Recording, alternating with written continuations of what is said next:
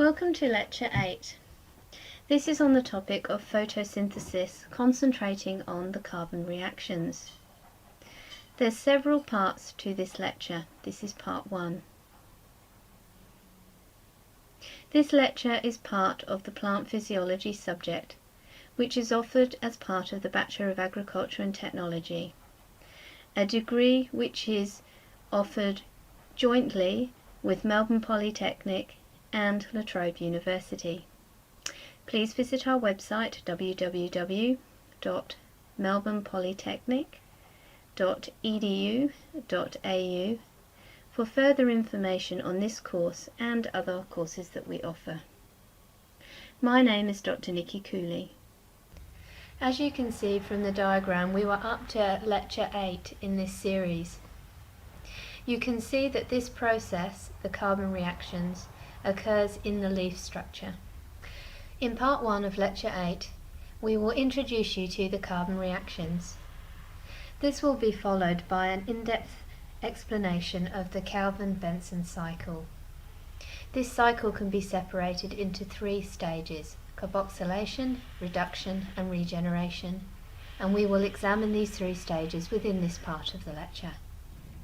It's always good to go over the basics again so that you can put your mind in the right place. The basics of photosynthesis is to turn the compounds carbon dioxide and water into sugars.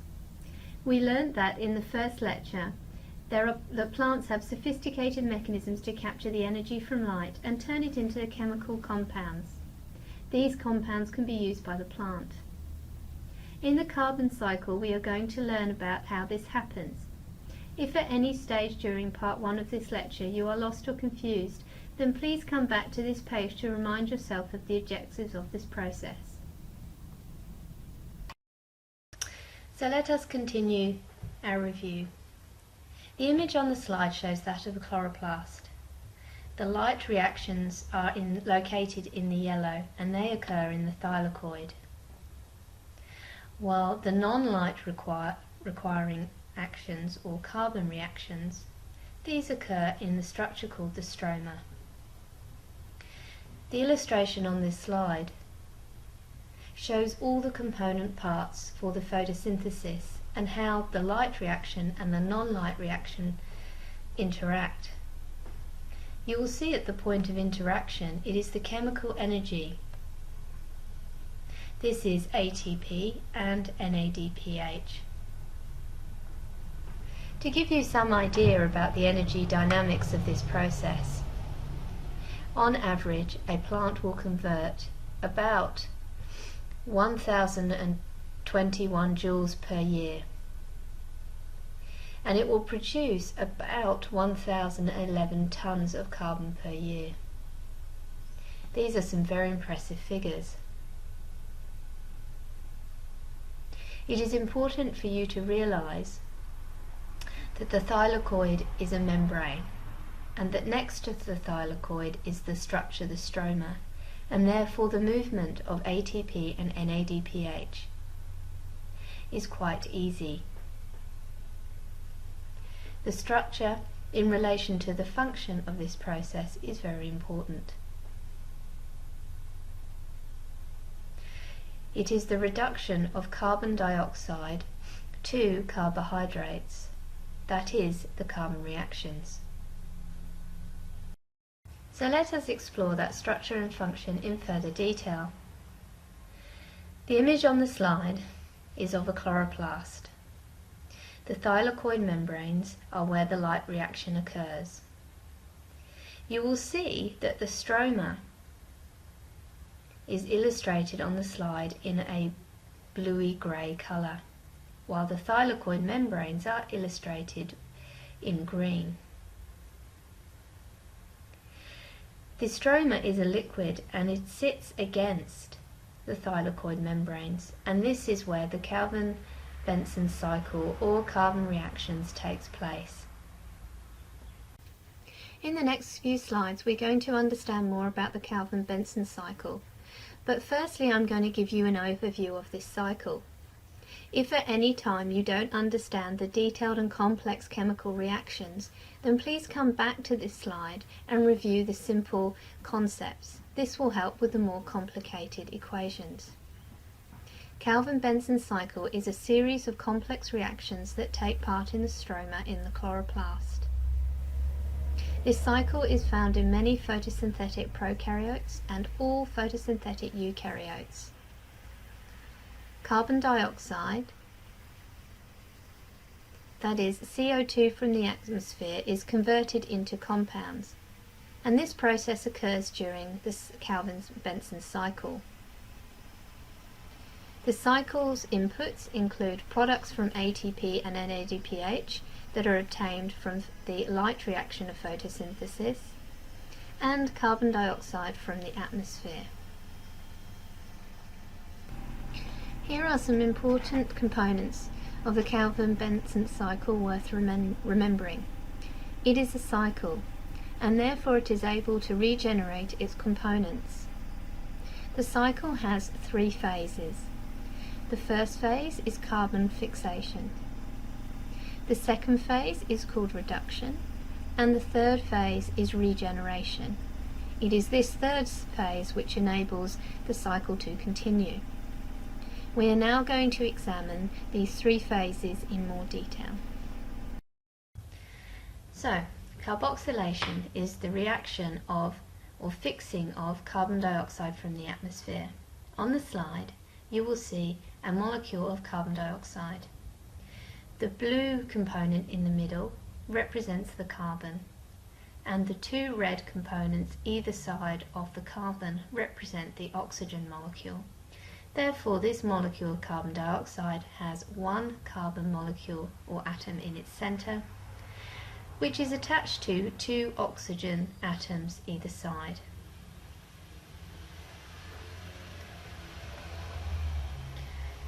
The carbon dioxide molecule enters the leaf. You will have learned all about this in Lecture 5, Stomata, and in Lecture 6 you would have learned about the processes that drive the entry of carbon dioxide into the leaf, that is, evaporative transpiration. Once the carbon dioxide has entered the leaf, it will diffuse into the leaf chloroplast and into the stroma, where it is used in the Calvin-Benson cycle. So, carbon dioxide will enter the Calvin-Benson cycle in the stroma, and the first thing it does is combine with the molecule called RuBP. This stands for ribulose 1,5-bisphosphate. The compound on the screen shows RuBP. The grey components, of which there are 5 of them, 1, 2, 3, 4, 5, are the 5 carbon molecule backbone.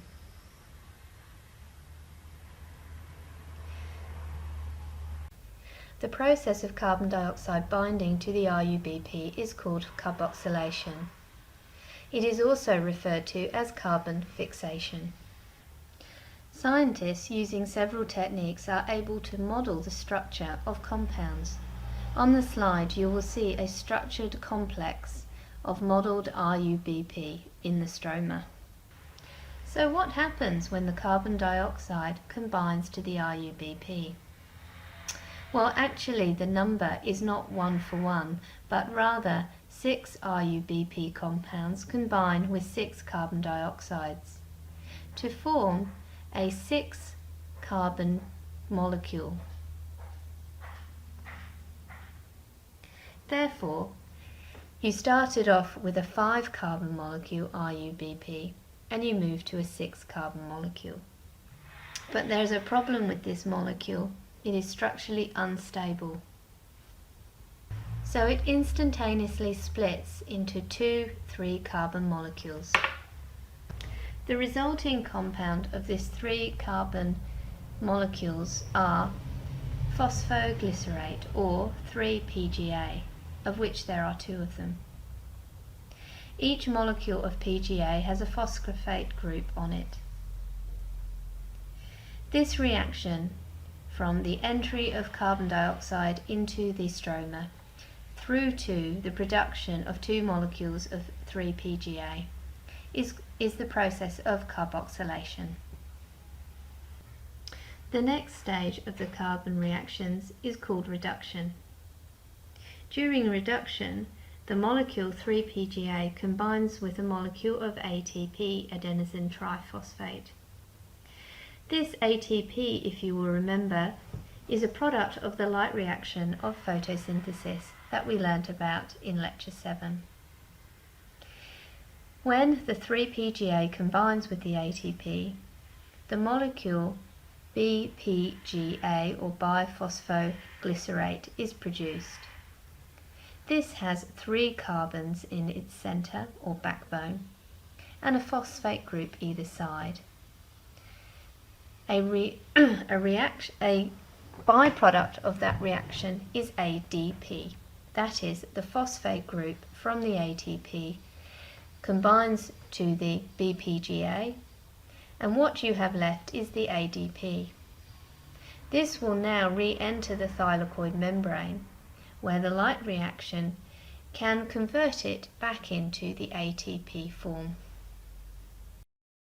So the next stage of reduction is to take the BPGA molecule and convert it into a molecule called glyceraldehyde 3-phosphate, or PGAL, PGAL for short. This reaction is done with the aid of NADPH, and as it suggests its reduction, you are actually losing a part of the compound. NADPH, if you remember, comes from the light reaction in photosynthesis.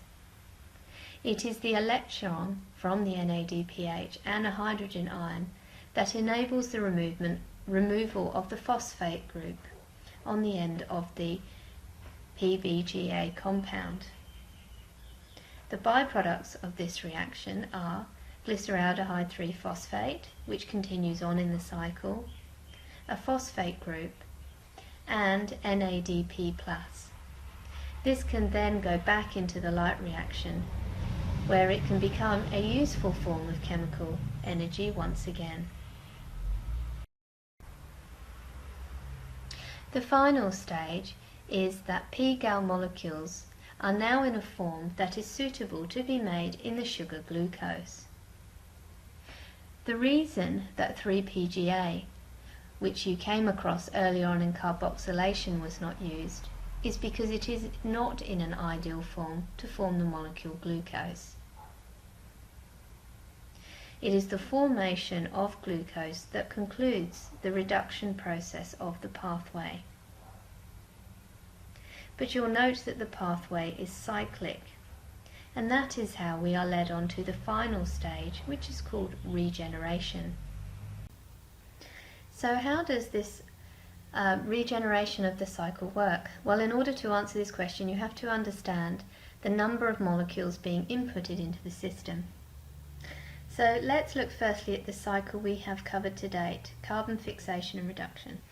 The illustration on the slide is another way to illustrate the pathway that we have been discussing. CO2 combines with RuBP, forming PGA. We have 3 molecules of carbon dioxide which enter the cycle to produce 6 molecules of 3-PGA.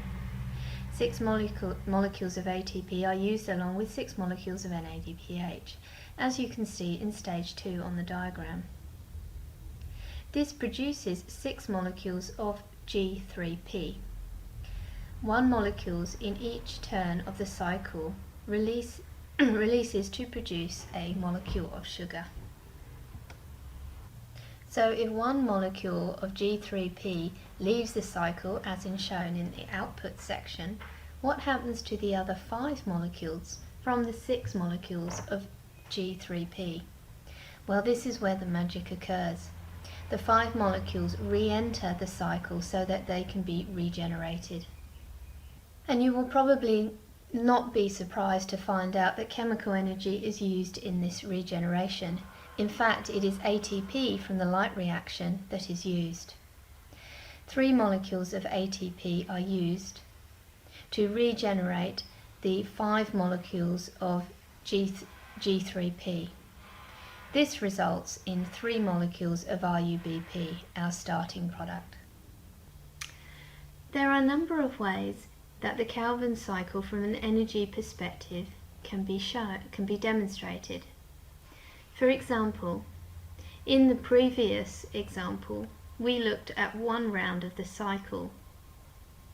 If you remember, one round of the cycle will produce you 1 molecule of 3Pg. However, you need 2 of these molecules in order to obtain the molecule of glucose. Therefore, you may see 2 cycles shown. In this diagram, we have shown the amount of energy required to produce 1 molecule of glucose. You require 12 ATPs and 12 NADPHs during stages 1 and 2. And during regeneration stage, you require 6 ATPs. In the Tays and Zeiger recommended textbook that is associated with this subject, there is a section on the Calvin-Benson cycle which I'd like you to read. The process of the cycle that I have outlined is a simplified description of the cycle. It is these concepts I'd like you to concentrate for and learn for this subject. But in the next couple of slides, I'm going to introduce to you the real complexity of this process. It is important that you understand that what you have learned is the basic concepts, and that actually the reactions that I have described have a deeper level of detail. There are in fact 12 reactions in the Calvin-Benson cycle. In the table below, of which it is compiled of 2 parts, you will see the enzymes and the reactions involved. This will give you some idea of the complexity of this pathway. It also shows how elegant this process is. This figure illustrates the chemical reactions of the intermediate stages within the regeneration stage. As you can see, the complexity is impressive, and you will not be tested on this in this subject. I do, however, expect you to understand that 5 molecules of G3P are converted with 3 molecules of ATP into RuBP in a number of intermediate chemical steps. This enables the very important regeneration of the Calvin-Benson cycle and makes this a very biological efficient system. While I don't want you to learn all the details of the regeneration, I do want you to understand that there is one component, Ribsco, that is critical for this phase. This enzyme is involved in the catalytic conversion. There is a modelled illustration of this enzyme on your slide. The catalytic rate, that is the rate of being able to fix carbon dioxide, is extremely slow. In plants, light stimulates the activity of Ribsco. In some plants, Ribsco is inhibited by the presence of a sugar present in low levels in the leaves of many plants. High concentrations are found in soybean and bean. The inhibitor accumulates at night and binds Ribsco. It is removed in the morning by the Ribsco activase. In part 2 of this lecture, we will learn more about Ribsco enzyme. In part 1 of this lecture, we have concentrated on the Calvin-Benson cycle. As you now understand, this is a cycle that can fix carbon. It's a pathway. In the plant kingdom, there are 2 other such pathways. The name of the plants can be classified according to their pathway. The Calvin-Benson cycle operates in C3 plants, and we have been describing throughout this lecture the carbon fixation pathways of these plants. In order to assist you in understanding this topic and building on further details, I require you to read Chapter 8, Photosynthesis, the Carbon Reactions, from the recommended textbook Tays and Zeiger 2010 Plant Physiology. This brings us to the end of Lecture 8, Part 1 on the Calvin-Benson carbon cycle. In summary, you should now understand the basic concepts of the Calvin-Benson cycle, particularly the 3 stages. You should understand where they are located and how this location aids in the function. You should be able to describe the 3 stages and the important inputs and intermediates. You should be aware that you can count the number of inputs to this cycle, such as the chemical energies and the outputs. The cycle counting will depend on whether you are wanting to ascertain 1 full turn of the cycle or whether you wish to ascertain 1 molecule of glucose, which requires 2 turns of the cycle. And finally, we end this lecture by understanding that the enzyme Ribsco is essential in the regeneration of the Calvin-Benson cycle. This is the end of Part 1.